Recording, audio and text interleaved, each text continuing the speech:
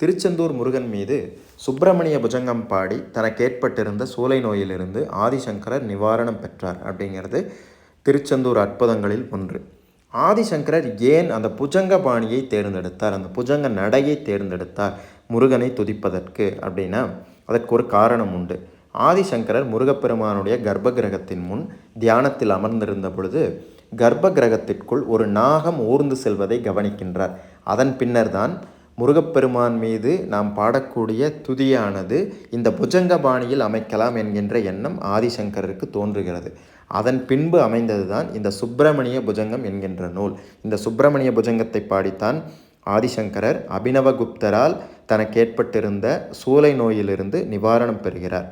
இது முருகப்பெருமானை துதிக்கக்கூடிய சமஸ்கிருத ஸ்லோகங்களை கொண்ட நூலாக அமைந்தது. ஆதிசங்கரருக்கு நிவாரணத்தை வழங்கிய மகா மந்திரமாகவும் அமைந்தது.